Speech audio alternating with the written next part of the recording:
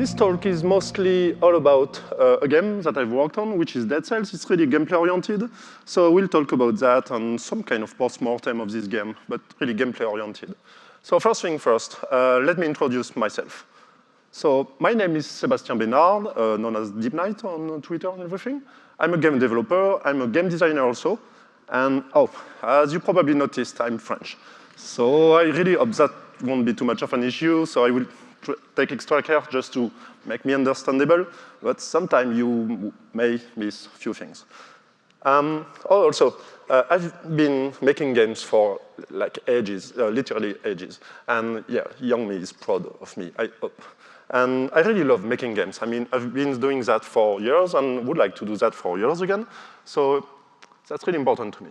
And another thing which is important, so you can understand a little bit more this talk, I really like to take care of lots of details, such as game feel, controls, balancing, everything which is invisible to the player, but that actually matters in a game. So it will explain a few things after. Also, I do lots of game jam. As soon as possible, because I have a kid now, so it's a little bit more difficult. But if you have never done a game jam, you should definitely do one. Because it's really, even for someone who is seasoned on the game making, it's really a huge, very important experience. So you learn tons of things about that. So if you do game jams, yeah, you're cool. If you don't, you're not. So I do work in a company which is called Motion Twin. We've been talking about that in a previous talk, which was all about co-op. So we'll just be quick. We've been making games since 2001. It was mostly web games, especially web free-to-play games. You know, it was, by this time, where making a free-to-play games was actually cool or not too hard, because it was before, you know, the KPI thing and the free-to-play aggressive techniques and everything. It was like the cool free-to-play part. We also tried to make a few mobile games. It wasn't that good, and we actually almost died in the process of doing that. So we didn't have such a great time on mobile free-to-play.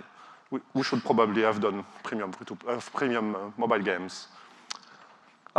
Most people describe us, because it used to be a joke really, like we put that on a website, it was a Monty Python quote, but most people describe us as being you know, an anarcho-syndicalist co-op. We actually are a co-op.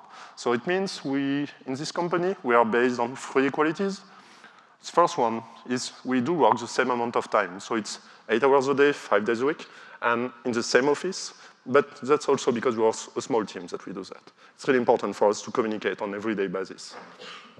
We also have the exact same decision power. It's really important because in any kind of decision, such as a strategic decision, hiring someone, or deciding if this weapon should be like OP on the next update, or whatever like that, everyone can actually take part in the debate. And if you want to express something, if you have any kind of idea, anyone can actually vote or just talk to anyone to give ideas and to share ideas.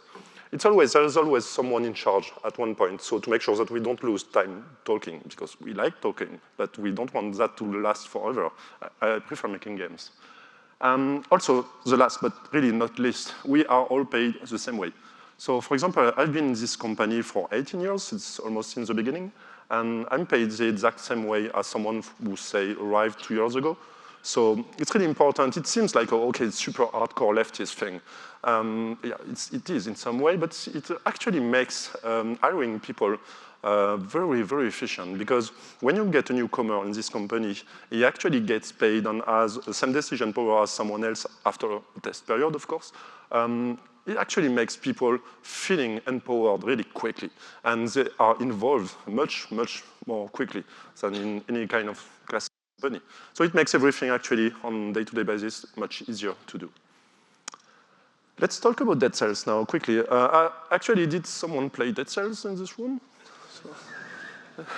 Yeah. Okay, I was stressed, now I'm terrified, so it's okay. So Dead Cells basically is what we call a roguevania. It's marketing bullshit, but it actually explains things well. It's basically a Castlevania that you can play again and again. So every time you die and get back at the beginning, you have a fresh experience in some way. The levels are different, but not totally different. So it's really that, a Castlevania that you can play again and again. Oh, you have to know, it was a last chance project. As I said, we almost died making mobile games, and by this time, because of the decline of the web, the company was not in such a great shape. So we had, of course, cash issues and everything. And at one point, we decided, okay, do we want to make mobile games forever? Do we want to do something else? And at one point, we actually decided maybe we should just make a PC title. You know, maybe that's the last one, so let's make something big. And this was actually a good idea because luckily we have survived this. But it was really, if this project did fail, I think I would just be today making like a sad post-mortem of how it was cool before. So no, it's not that today. We spent about 2 years and a half making this game. We spent about 1 year and a half on the early access thing. We announced 1 year, but we spent a little bit more because we had like, tons of interesting feedback. And we also made the console port, which was something planned at the beginning. So it took about 6 months to make all the 3 consoles. And so it was a little bit longer than expected, but still not too far from what we announced to players at the beginning. 1 year, a year and a half. The game itself sold more than 1 million units, which is wow, unexpected and cool. So we are really happy about that, of course. And about 60% as of today is on PC, which is quite normal because you know, the PC version, the early access went live before, 1 year before. But the thing is, you know, the console is really a big part of it, and especially the Switch. So the Switch is a thing today. So you already know that, so I won't elaborate on this. So the game itself. The game is based on 3 pillars. The first one is obviously combat. This game is all about killing stuff and not trying to get killed, or trying not to get killed, of course. And it's really all about that, positioning in space, avoiding attacks, reading patterns, and killing enemies. It's also about progression. And it's really, we wanted to have a strong sense of progression. That's a free-to-play legacy, something that we wanted to carry on. And also, it's all about replayability, also something that came from us from the free-to-play, the web free-to-play before. We have always been making games that you can play for hundreds of hours. So we wanted to have something like that. But all these 3 aspects are nothing compared to one very important thing, which is, the permadeath. You know, permadeath is like the old thing that everyone wants in the game, but no one wants in the game. And when we decided to make a permadeath-oriented game, it actually made lots of things. It changed lots of things in the game. So yeah, making a permadeath game is all about embracing this idea. Okay, you're going to kill the player, he will be sad, he will have to start naked at the beginning, so you have to make sure that it's actually a good experience, which on the paper doesn't seem like one, but anyway, we'll try to do that. So internally, the permadeath was obviously a very hot topic. Actually, at one point, we were not sure to want to make a permadeath game. So it could have been more classic Castlevania type of game. But because we were a small company, it was not possible for us to make like a 15 hours long title with tons of unique content. That was not something because we were just 8 people. And at the beginning, we just had 1 graphic artist to make everything. At one point, there were 2, which was, wow, more. But so it was definitely not possible to make a single, not permadeath game for us. So at one point, someone had this idea of maybe we should make the death as part of the progression in this game. Maybe we should consider that dying should be like, whoa, yeah, I died, so I can do something new. And this actually defined lots of stuff. This was a really great idea, internal idea that we had. Not to brag here, but yes, it changed really everything. First thing that was changed was we don't have any kind of backtracking between levels. So it means, for example, if you start the first level, which is the prison, if you exit this level and go to the promenade, which is the second one, you cannot go back to the prison. And if you want to play against the prison, you actually have to die to get back at the beginning again. So you cannot get back between levels. You can do whatever you want in a single level, but no backtracking. Another aspect is making sure that each run counts in some way. The way we did that is using the so-called dead cells in this game. When you kill someone, you probably will get dead cells, the blue dead cells. These dead cells can be used in a shop that you will see from time to time, which is called the collector. And this shop allows you to invest your cells and to actually make progress on something, such as unlocking a new weapon, a new skill, or whatever. It's really about investing cells. The thing is, if you die, you lose your cells. But if you die, you keep this progress. So it's really, your goal is basically to get dead cells, invest them so they are stuck in this bar. So you actually make progress every time you play. And at one point, maybe after 2 or 3 runs, you may unlock a weapon or unlock a skill that you have chosen to invest on. So it's really all about that, making sure that your death on this one wasn't useless. At least you make some progress on something, and maybe you have unlocked something. And also we do have, it's still a Castlevania-ish thing, so we do have Metroidvania things in this game. So for example, this is the basic world map of the game at the beginning. So you just start on the left on the prison, the first level, and then you move to the promenade, and after that you go to the ramparts, and you have a boss, and so on, and you continue through the game. But at one point, in the second level, in the promenade, you will get a new skill, which is permanent. And this skill allows you to grow vines out of the ground and to build ladders at specific points that were, before that, unreachable. You cannot, it's like an extra ladder that you can build in specific places. So it allows you to reach places that were locked before that. But the thing is, we do use that in this level, the promenade, but if you actually want to have new content, you actually have to get back to the prison. Because in the prison, if you have this skill, you will unlock a new access to a level, which is called the sewers, and it allows you to actually have a new path. After the prison, you can now go to the sewers, through the sewers. And this is the idea. It's an unlocking skill and making sure that you can use them, but when you die, when you get back at the beginning. And the same goes in the sewers. You have a new skill which allows you to teleport yourself, and you can use that in the promenade. So obviously, you cannot use it straight away, but if you die and get back at the beginning, you are excited in some way because you had new things to do.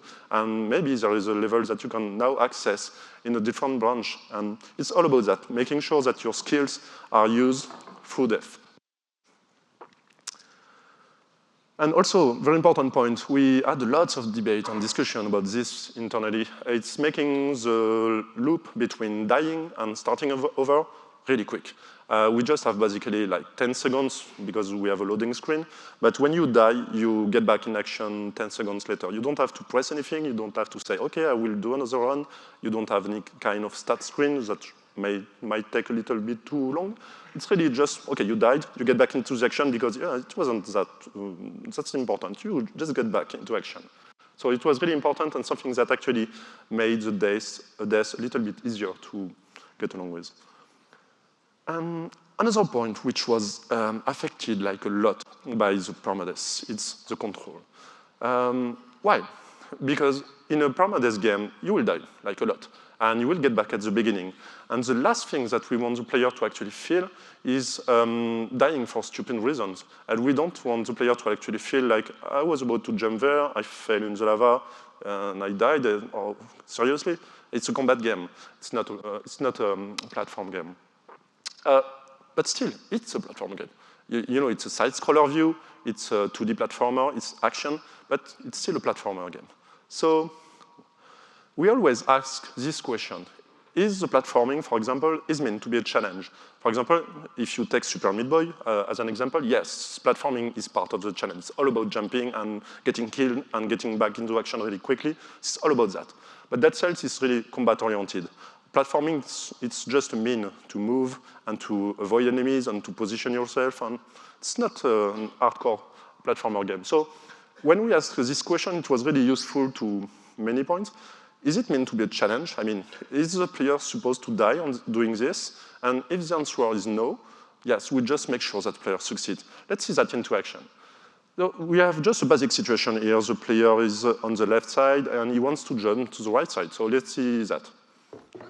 Jump. Yeah, that was super intense. But maybe, I'm not sure if you have noticed a few things that actually did happen in this very short sequence. Let's see that again, but this time in slow-mo. So we can have time to actually notice all the stupid things that actually happen.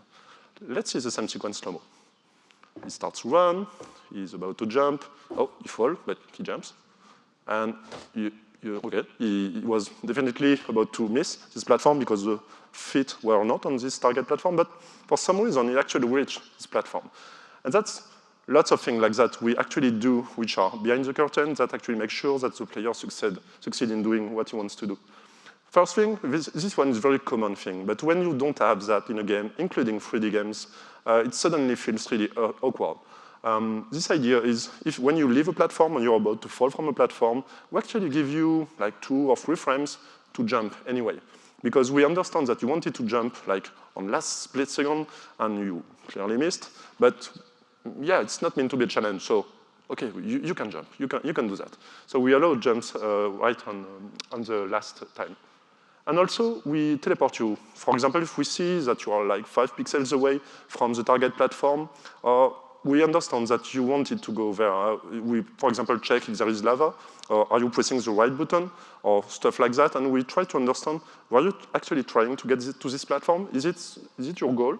And if yeah, we just okay, teleport you, because it's not fun to miss for 5 pixels.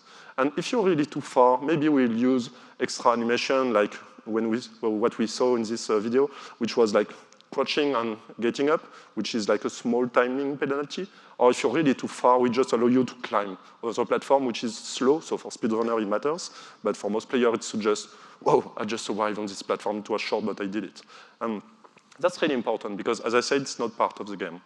And it's all about understanding player intention here. We try to figure out what he's trying to do. Is it part of the challenge? If not, we try to make him succeed, or we help him into succeeding.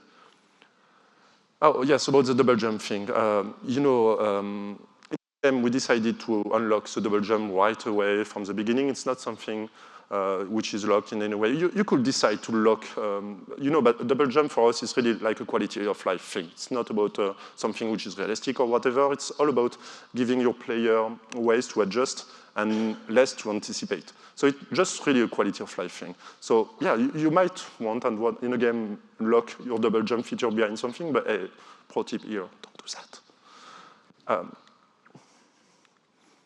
So let's see a full movement sequence. Your player is trying to get a treasure on the right. He's moving, jumping, double jumps, breaks the door, gets the treasure. Yeah. It was, yes, something that really happens a lot in this game. You just move around and try to get something. But let's see the same sequence, but this time not in slow-mo, but we'll disable any kind of helper in this game. I mean, like everything. You don't have the just-in-time, you just have your jump, double jump, and that's pretty much it. So let's see how it actually happens now. So the player starts to run. No, there's a collision, so you have to jump. Okay. It's too high, you have to double jump. Oh, no, you cannot climb on walls, so. No, it's too high again, you have to double jump. Again. Okay, this one easy, no. Oh. Okay, it's becoming annoying, so with double jump, I understood. Okay, this one is tricky, and yeah, no. Oh, you saw this last one, especially, it was like really, really unfair. And luckily, the guy didn't die on this one, but if he was dying, maybe it's a 10-minute long run, it would feel unfair. It's really all about that. It's really all about making sure that it doesn't feel unfair at any point. And this particular last example, everyone feels like, oh it's okay. He was really maybe 1 pixel away or something, and he fell in the lava. It was, no, not a pleasant experience. And the same goes for combat. Actually, even if it's a combat-oriented game, if we say to players that we cheat like a lot to actually make them win combats, they will say like, oh, they will come with pitchforks and everything, and they will kill us, definitely. But we actually do that. But the thing is, this one is a little bit more tricky because we try to make sure that no one notices. Is this recorded? No? Sorry. So, for example, let's take a basic situation. You have a sword in your hand, you have an enemy behind you, and for some reason you attack on the left and not on the right. So you missed, but you need to attack this guy. That's something that we can actually detect. We just see you're about to swing your sword, but you're not facing the right direction. That's stupid, because the enemy is right behind you. So we just actually turn you around for free. And the thing which is great, we have this thing, the head, the brain, and the brain is trying to explain everything. And most players will actually just press the hit button, then the right button, and some of them will press the right button first, then the hit button. But in every case, the brain sees something happening on screen. Maybe the timing was not perfect. Maybe he attacked before turning around. But the brain says, oh, okay, whatever, I did that. And it really works like that. It's really, actually, for the 1.5 years early access, I think we maybe had 2 people noticing this thing. It's a kind of hidden trick that actually makes life easier. Because missing the enemy by attacking the wrong direction, it's just not fun. We don't want that to happen, especially in a combat game. And the same goes, for example, for ranged weapons. We have a slight auto-aim, which is, of course, more obvious. But this one has a few tricks. For example, if you have a very fast weapon, a fast bow, we'll have a higher priority on small enemies, those who are low on HP or whatever, or maybe a big enemy with low on HP, or this kind of stuff. Maybe it's really close from you, about to hit you. So we have a priority system on targets. It's really different from using, for example, a very slow, powerful longbow like a sniper or something. In this case, we just want you to hit the big targets. You don't want to hit some crappy trash mob. You just want to focus on hitting the big target. So it's really all about that, making sure that we actually understand what the player wants to do and making sure that it feels like he was actually in power, he was in control, and he managed to do everything. Let's see a combat sequence, a full combat sequence in slow-mo, so we can see everything happening. So we break the door by rolling, dive on the enemy, he's not dead. So we press, but free turn around. This guy in the middle, he has more HP, so we take a little more hits. But you see on the right, there is the archer, he shoots at us, so we cancel. And we move to this guy, kicking to the wall. And this guy above is thrown a bomb on us, so we get behind him, we kick him, and he falls on his friend. And when someone falls on the ground in this game, it acts like a grenade. He has splash damage, something that we added, which was really hidden, but it feels intuitive. If you have an enemy falling on another one, he actually takes lots of damage from that. So you see this sequence is actually maybe 5 seconds long in a real time, and lots is happening inside this sequence. We don't want jumping to be an issue here. We don't want the player to actually miss the platform, so we really teleport him like a lot. We don't want an attack to miss because there are 3 more enemies in this room, so we don't want this single attack to miss, especially because it was a killing blow. So we have lots of things like this happening, and it's really, really important. And one thing that we actually noticed when we made that, it actually allowed us for much more difficulty in this game. It allowed us to make much more difficult combat and everything because it was all about strategy and less about actual controls or platforming or whatever. It's really all about just thinking what's happening, what I'm going to do, and thinking split second. And something that we also discovered, which was really surprising, that will make our next game really based on this thing. Most reviews actually talk a lot more about controls on game fields and how the game plays right and everything. And they do that before talking about the actual gameplay, which is, as a game designer, like but still, they do talk about that more, so which is really important because, yeah, we had many positive reviews, and it's all about that. Okay, just a small off-topic thing about the early access. We learned 2 things when we've been to early access. You know, it was, by this time, everyone was talking about the indie apocalypse, and many people just told us, you should not do an early access, you should do something else. And actually, it went fine, and people were really, really helpful, and all the feedback, especially the negative one, were really helpful on early access. And a small thing that we did, I don't remember from who actually brought that, but it's when we publish the patch notes, we highlight every single line which is based on community feedback. And it could be something like, of course, a bug report, but also a new feature, a new gameplay change or something, because it actually makes the community quickly understand that they are really having a strong impact on the game. Because they do have, most of our patch notes are maybe 50-50 of player suggestions on our own roadmap. So it's really, really important. It doesn't cost anything. It really makes a change.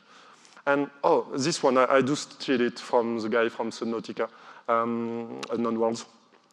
Early access is really like a show. You basically have to prepare your updates. You have maybe give a name to your updates, make videos, short gameplay video to introduce them. Make your show, your early access a show. Make sure that it's dynamic and things happen and everything, because it's more shows than a beta, to be really honest here. It's more a marketing tool than anything else. Yes, you will gather feedback, but at the same time, you have to think about the dynamic. It has to be interesting for players. You have to have game-changing things every maybe single month or something like that. Quick takeaway. I would just say, when you make a game, so really don't matter what kind of game you're doing, it's really all about taking care of details, and especially if it's not the core of the game. This game, Dead Cells, is not a platforming game. It's a combat game, it's a progression game, it's, as I said, stuff like that. You see, but it's not a hardcore platformer, but still, because platforming is part of the game, but we don't want that to get in the way of the player, we just actually take extra care, actually much more care about controls, for example, than anything else, because we don't want that to be like an issue in any way, and also because of the permadeath. Maybe you recognize those games, you know, they were like really great, and especially Prince of Persia was a defining title for Dead Cells.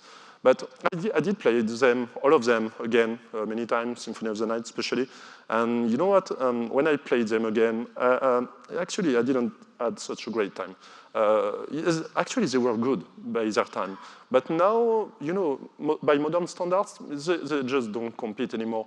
And this is a very important point. When you make a game, whatever, if you have any kind of retro inspiration or whatever, it's really important to make it as you remember. Please don't make a shitty jump curve just because it was like that by this time. It's really not fun. And lots of things have evolved, and it's really all about getting the feelings that you had from this game and transforming back into your game, not copying things because it's really not interesting, I think. So thank you, everyone. And if you have any question, please feel free to ask.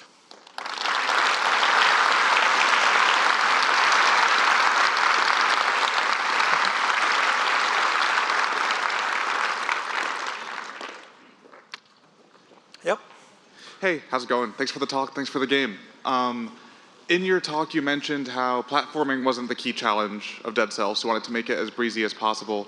However, in my playthrough, I noticed the fall damage was pretty punishing, and so it basically led to this pattern of the ground slam negating it, I just ground slammed everywhere I went. So, sorry, can you repeat? I didn't understand the end. Oh, sure. So the ground slam move, where you press down and attack, it negates fall damage. So it kind of just created this play pattern of everywhere I go in the game, I'm ground slamming. And I was curious what thought went into the fall damage, taking into account that that's part of the platforming and not really part of the difficulty you were going for. We added this move because we wanted to have an extra tool for the player. At one point it was, maybe we wanted to make that something locked behind some kind of challenge or whatever, but sorry, we decided to make part of the game because it really added a little layer of extra strategy. It allows you to, for example, to get quickly to the ground because you have only melee weapons, so you don't want to get too far from the enemies. It was really added for that. And yes, it did change a few things about the world design, but actually not that much. It was really all about giving tools for advanced players. Actually, we don't explain this tool at any point in the game. We don't have any kind of tutorial or whatever.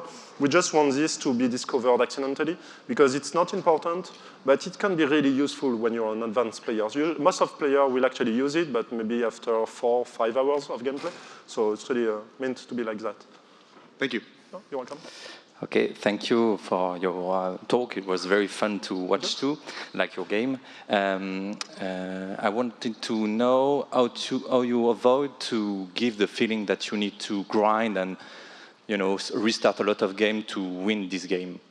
It's a big problem with roguelike with the unlock system. So all about making sure that you have new content every time you play. You know, it's really like a free-to-play thing. You know, to make sure that every time you die and get back at the beginning, we want you to have something fresh to try. For example, the good example is the vine rune that allows you to grow this ladder. Is that something that you quickly see in the first level? You have these green things on the ground. You cannot do anything. You don't have any kind of tutorial explaining what is it. And at one point in the promenade, you actually get the power to make this green thing turn into a vine. So it's all about making sure that you noticed this thing before, just like in a Metroidvania. So when you get back in the prison, you say, hey, I saw this thing in the prison. I died, but I know there is something like that in the prison. Let's go there. And the reward behind this wall is a new level. This is a very important small loop that we spend quite a lot of time thinking of this particular one. Because we wanted to have, something strange, solution, okay, I unlocked something, a new level like, as a reward. a new pass. It's really all about that, making sure that the player understands quickly the loop of the game, and he understands, okay, now I see every time I die, I might have something new to do. And at one point, it's unlocking weapons, but it could be unlocking pass. So really taking care of the very first one to make sure that he understands everything, and he has this blow mining moment where he says, oh, okay, I see I can do that now. And it makes everything else after that work more easily. Okay, thank you. Oh, you're welcome. Hello, good talk. You said you put things in the game to make the game easier, like the jumps and the double jump mechanics. Did that game design actually make it hard to do other things, like make the bosses easier, or did that make it worse in any way? It didn't change much thing for the bosses, because most bosses, except one, is not at all about platforming. In most boss rooms, you don't have much platforms. So it's really, it didn't change much anything for the bosses. Actually, the most important thing and issue that we had is about the wall climbing thing, because you could cheese bosses like this. But that's something that we are trying to address even as of today. But yeah, it didn't change much. Actually, because the bosses happen after the fourth level, you have time to get used to the controls. So when you reach a boss, it's really all about combat and positioning. And the first one is actually a 1D boss. It's not a 2D, it's really one dimension. So you just have to think, I'm on the left, as I'm on the right, I have to avoid attack. Some of them are both sides, so you have to jump. So it's really about having very low learning curve. Even it's still really hard, and most players do say that. So it's really all about making sure that the learning curve is properly controlled. So there was no negatives in adding those? No, it didn't impact anything, because we don't have platforming during boss fights. So we do have, but on the last one, so it's really far. Yeah. Sounds good. Thank you. Oh, you're welcome. Please. Okay, Yeah. Thanks for the talk, great game. I have just a question about the balance in the gameplay. There is like a mechanic you can use sometimes. Some people say it's an exploit, some people say it's a smart thing. It's like hanging on the rope, and some enemies, they can't reach you at that point, and then you scatter your tactical weapons. Is it something you intentionally let in the game for people to feel smart in a way, or is it just something you couldn't fix at the last time? It's actually both. I did play like a lot of the Division 1, and you know, I do play turrets most of the time. I really like this kind of gameplay.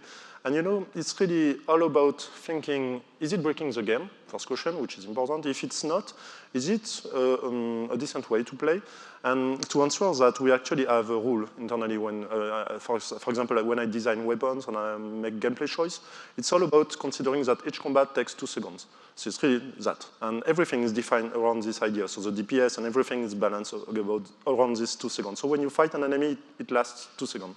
If you use a very strong, risky weapon, such as a very heavy weapon, we actually allow you to make that in 1 second. So you just one-shot the enemy. But it's more risky because you have a long casting time. But if you use, for example, a ranged weapon or cheesy anything, turret or something like that, actually the combat will last 3 or 4 seconds.